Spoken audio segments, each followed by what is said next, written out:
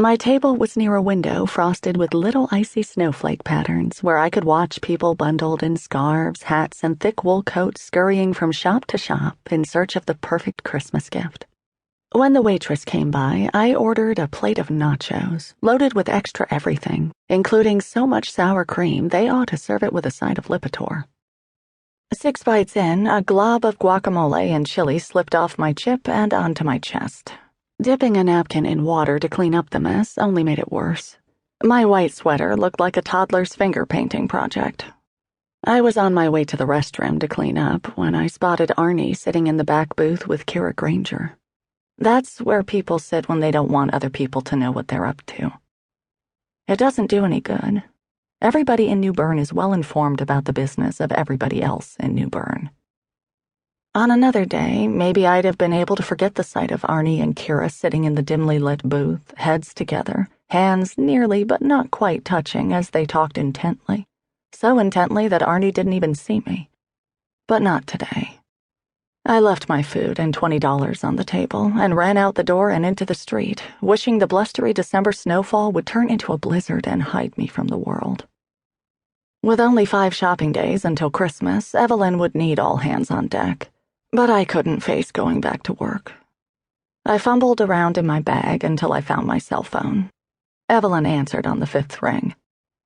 "Cobbled Court Quilts, may I help you?" I heard a car round the corner. The engine was so loud that I'm sure everyone within 3 blocks could hear it. I stopped in my tracks, hoping the heap would pass so I could continue my conversation. Instead, it slowed to a crawl, and the noise from the engine grew even louder. I pressed the phone closer to my left ear, covered the right with my free hand, and shouted into the receiver. "Evelyn? It's Margot." "Margot? What's all that noise? I can barely hear you. Where are you?" "I'm going home." "What?" I held the phone directly in front of my mouth, practically screaming into it. "I'm going home. I'm not feeling very well. I'm sorry, but A blast from the car horn nearly made me jump out of my skin. It was more of a bleep than a blast, the kind of short, sharp tap on the horn that drivers use to alert other drivers that the signal has gone green. But what did that matter? At close range, the effect was the same. I yelped and dropped the phone, dropping my call in the process.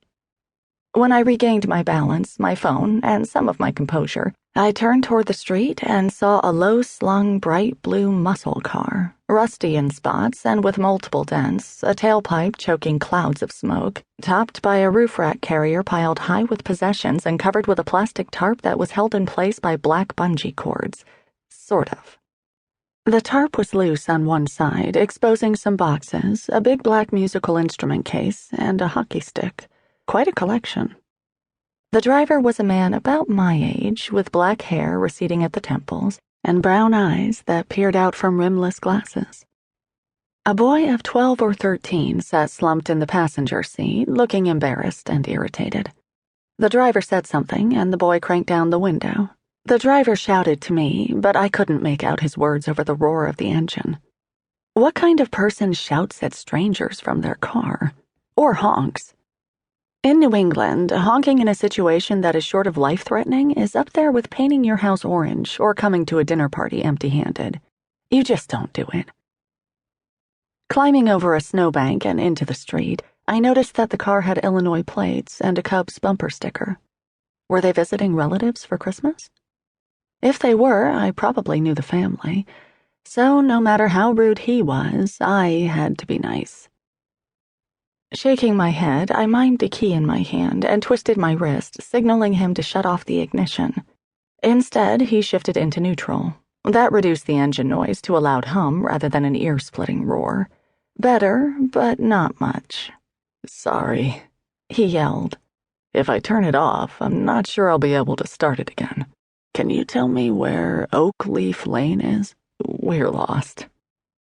The boy, who I supposed must be his son, slumped down even farther in his seat, clearly humiliated by his dad's admission. I smiled to myself. Teenagers are so painfully self-conscious. "Turn around, take a right at the corner.